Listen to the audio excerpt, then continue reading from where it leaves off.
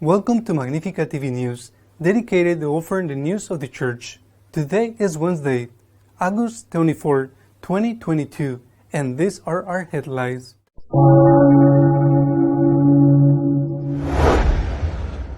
On Saturday, Pope Francis will impose the Cardinal's Biretta on 21 bishops, 16 of whom are under the age of 80 and will become Cardinals electors.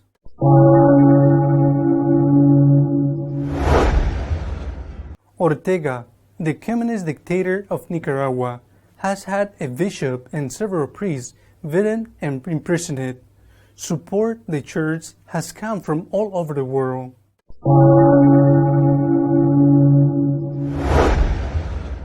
Cardinal Ouellet, prefect of the dicastery for bishops, has been accused of having touched an adult woman many years ago.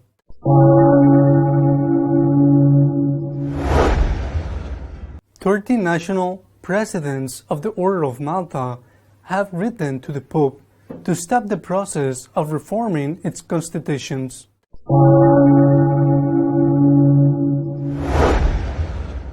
The acceptance of the same-sex marriage has led a section of the Anglican Church in Australia to separate from the rest and to found a new diocese.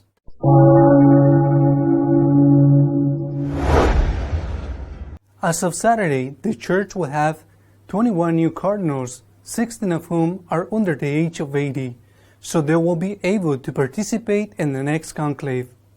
Pope Francis will create the new cardinals on Saturday, August 27th, in St. Peter's Basilica in a ceremony that will begin at 4 p.m. During the ceremony, the biretta will be imposed on them and they will be given the ring and the assignment of the title or diaconia. Among the 21 cardinals that Pope Francis will create, 4 of them are from Latin America, 2 from Brazil, 1 from Paraguay, and another from Colombia. The most controversial appointment has been that of the Bishop of San Diego in the United States, a former disciple of former Cardinal McCarrick, condemned for pederasty, and a great defender of the doctrinal change on homosexuality. At the end of the ceremony, Pope Francis will canonize Blessed Giovanni Battista Scalabrini, Bishop of Piacenza, founder of the Congregation of the Missionaries of St. Charles and of the Congregation of the Missionary Sisters of St. Charles Borromeo, and Artemide Sati, layman of the Salesian Society of St. John Bosco. The following day, August 28th, Pope Francis will travel to L'Aquila, where he will meet with the victims of the earthquake that took place 13 years ago and will participate in the acts of the Great Pardon granted by Pope Celestine V to that city. He will also visit the tomb of that pope who was the first to renounce the pontificate.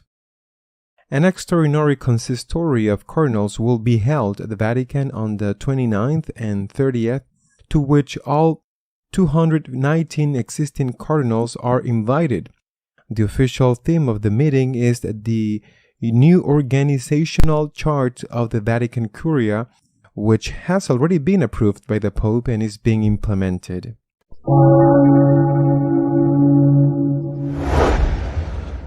The communist Ortega's dictatorship in Nicaragua is taking its old toll on the Church. A bishop and several priests have been arrested and tortured.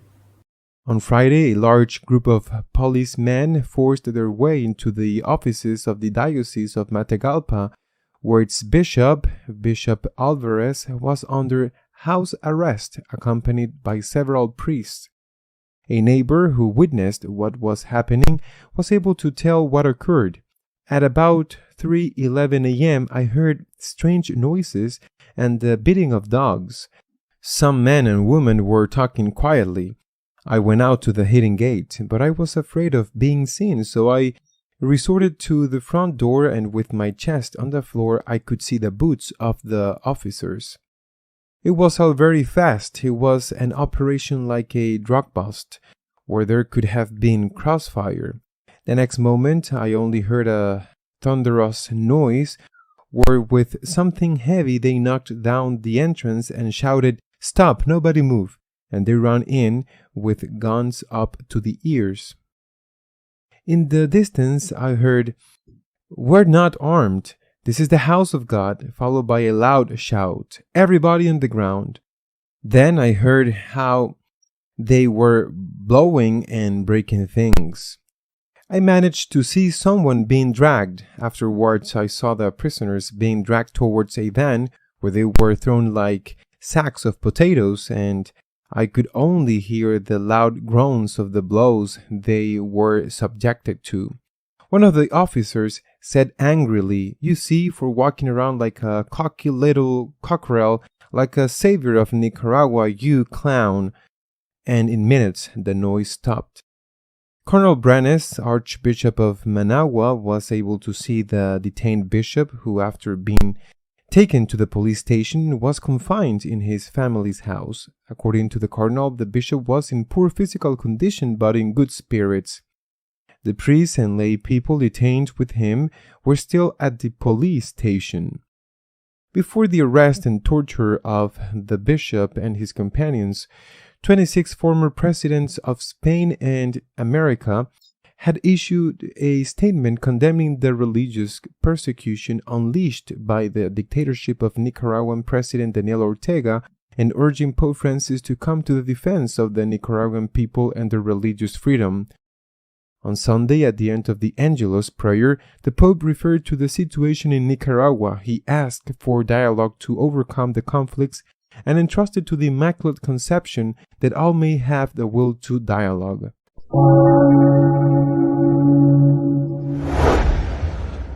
The prefect of the dicastery for bishops has been accused of having touched the back of a woman many years ago. He denies it. Cardinal Marc Ouellet, prefect of the dicastery for bishops, has been accused of improper behavior with a woman when he was Archbishop of Quebec. The complainant is a pastoral collaborator who between 2008 and 2010 felt assaulted by the cardinal at some public events. This accusation, which has already been sent to Rome as required, has now been published on a Radio Canada program because it's also part of the investigation being pursued by a class action lawsuit against the Diocese of Quebec. According to the woman's lawyer, the way he hugged her on her shoulders or back caused a deep discomfort in the woman, who declared that she felt persecuted, which caused her a great trauma. Cardinal Marc Ouellet, prefect of the dicastery of bishops, has responded forcefully, rejecting the accusations, and has affirmed that if a civil investigation is opened, he intends to participate actively so that his innocence is recognized. The Vatican, for its part, has studied the complaint and has decided not to open any investigation against the cardinal because it considers the accusation not credible. A preliminary investigation was entrusted to a Jesuit priest who considered it unnecessary to open proceedings against the cardinal.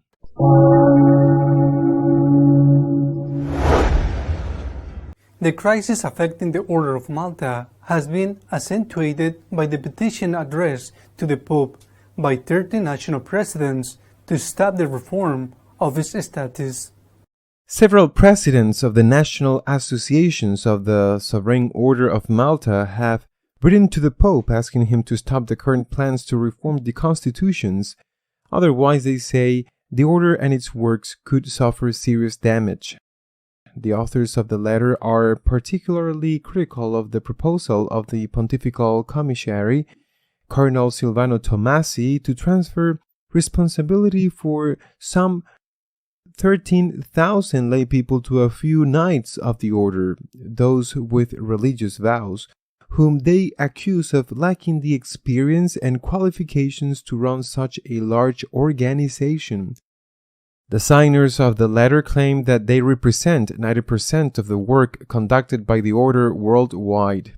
However, they represent only 40% of the order's membership. The reform, which the protesting group seeks to prevent, maintains the institution as a religious order. According to Cardinal Tomasi, who is the Pope's delegate for the order, this reform takes nothing away from the sovereignty, autonomy, or special privilege traditions that the order has.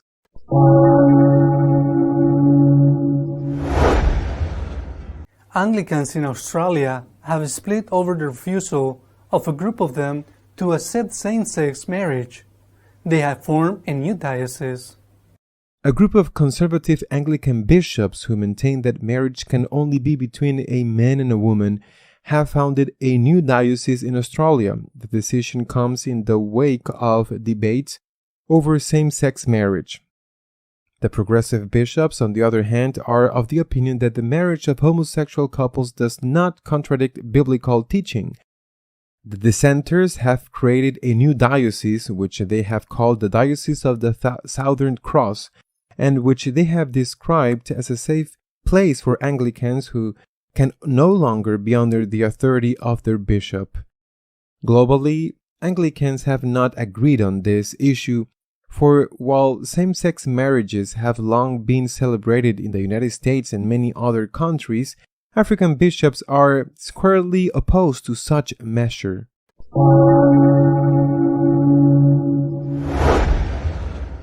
Our editorial this week is dedicated to reflecting on some questions related to the upcoming Consistory of Cardinals. A week remains before the always important ceremony of the imposition of the Cardinals' biretta on new cardinals is held in Rome. On this occasion, Pope Francis has appointed 21 new cardinals, of whom 16 are under 80 years of age and therefore have the right to vote. It is a ceremony, it is an act always very important for the history and the life of the Church, because these electors, the new ones and those who already have the right to vote, will be in charge of electing the new pontiff when the time comes. But with these 16 new electors, the number rises to 132, that is, 12 more than those foreseen in the ordinance to participate in a conclave.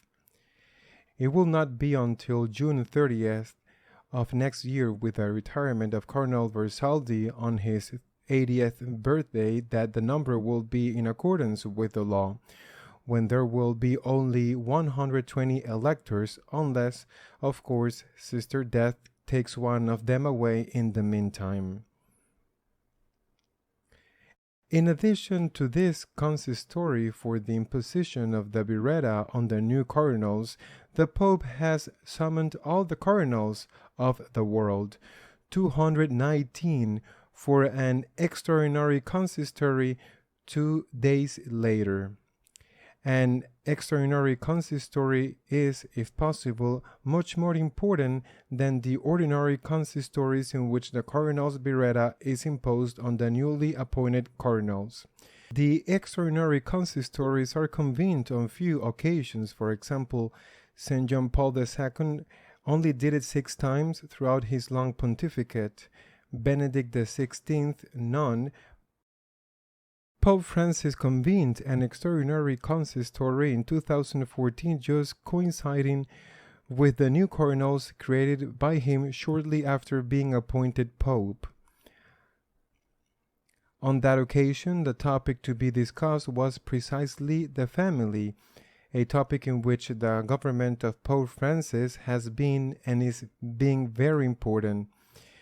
But on this occasion, this extraordinary consistory has a topic to discuss, to debate, that has already been resolved. That is, it's going to discuss the issue of the reform of the Vatican Curia, but that is not something on which the Colleague of Cardinals will be consulted, but it is something that has already been approved and is being implemented. Therefore, it seems very strange that all the cardinals of the world are summoned to consult them or to study something that is already settled. That is already, I repeat, not only approved, the new regulations, but that are already being applied. And that creates the first question about this consistory. That is, besides dealing with a topic that is already resolved, will there not be other items on the agenda that have not been published?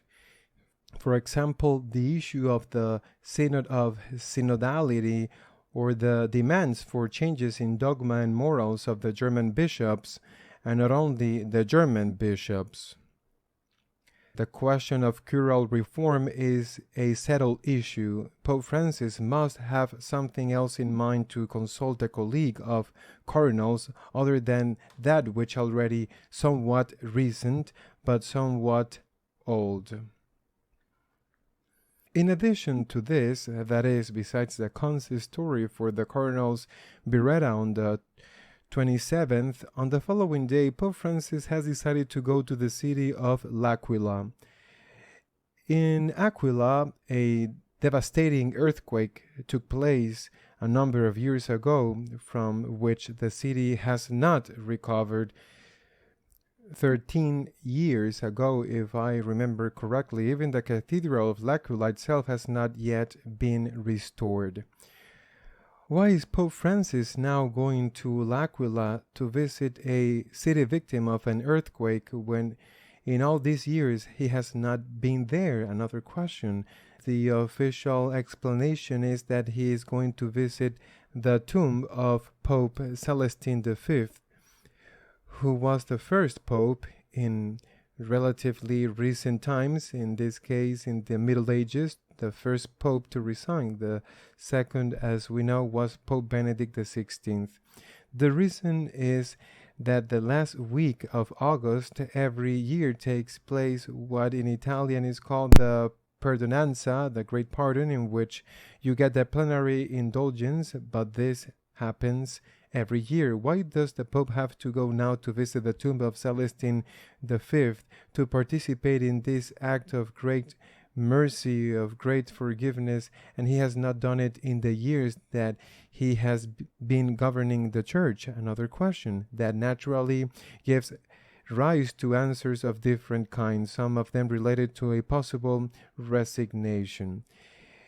It's not only the Pope who in some way generates these questions around these two great events on the 27th, the 28th, and then on the 29th and 30th, when he will meet with all the cardinals of the world to theoretically talk about the reform of the Curia.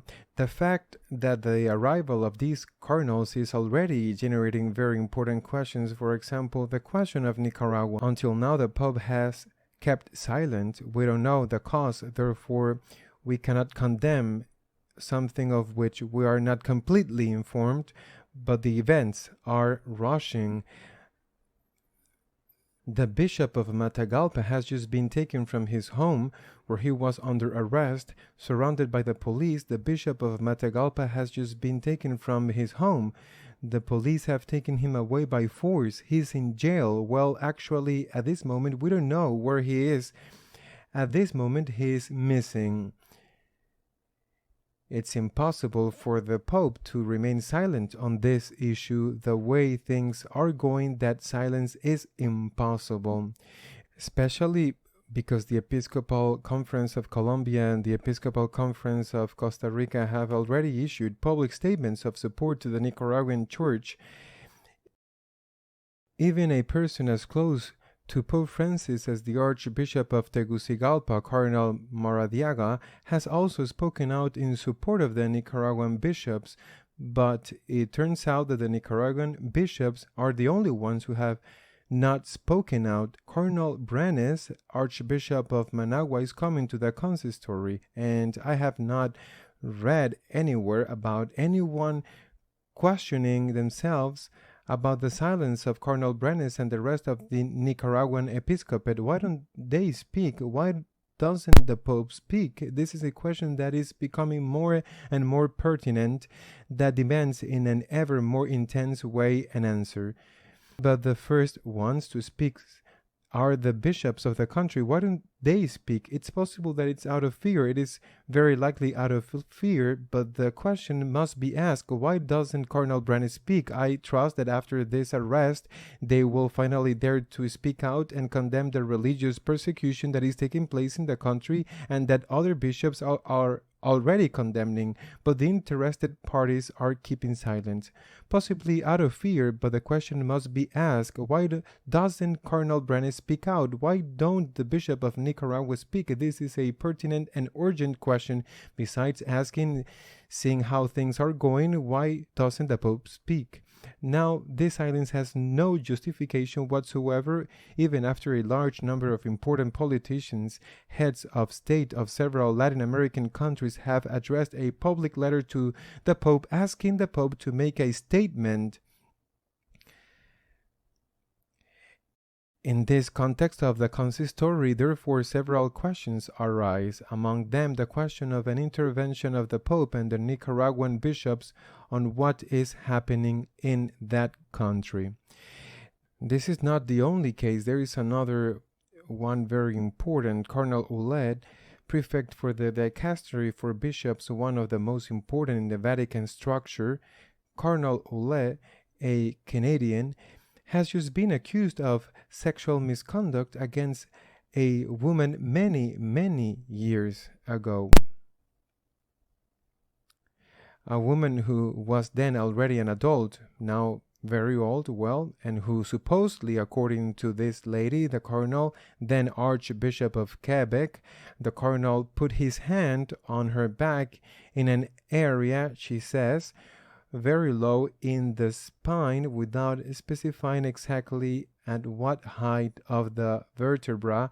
In the lumbar vertebra, the cardinal placed his hand. Well, the Vatican, even the Pope, has immediately issued a statement saying that the accusation is so ambiguous and so generic that there is no room for any canonical investigation.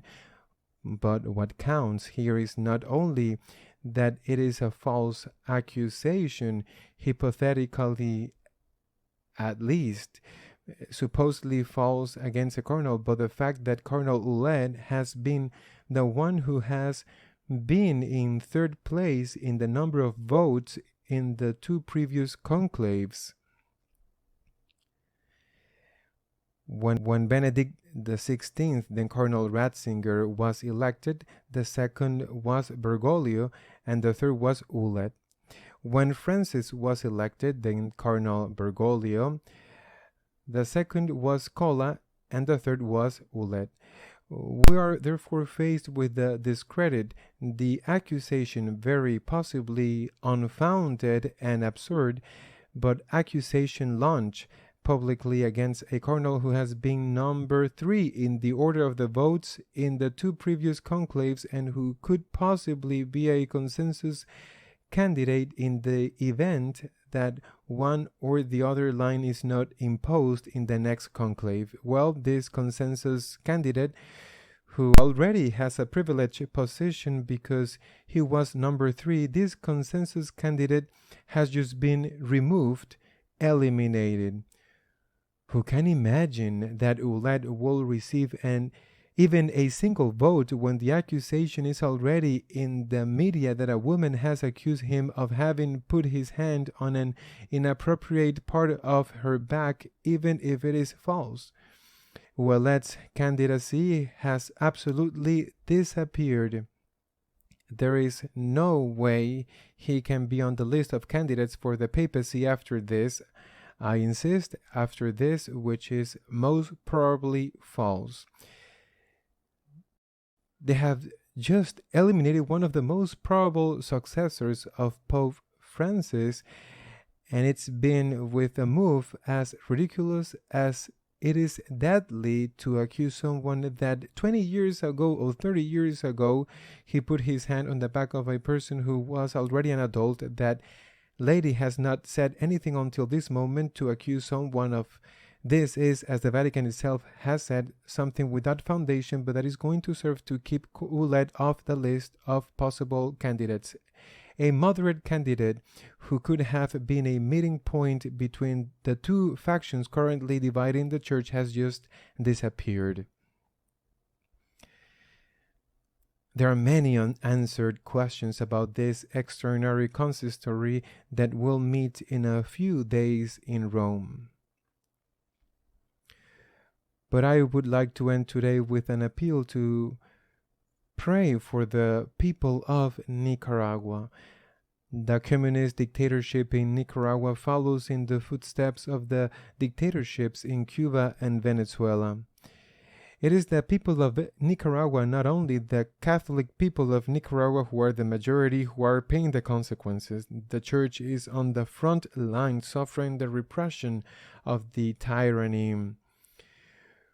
We have to pray for them. We have to pray for Nicaragua. We have to pray for this bishop who is imprisoned so that no misfortune befalls him, and of course for the priests and lay people who have been arrested with him. We have to pray for Nicaragua, and we have to pray also for the church, and in a particular way for those who are being falsely accused, as Cardinal Ouellette is possibly being. May God help the church, and may God help Nicaragua in particular. See you next week, God willing.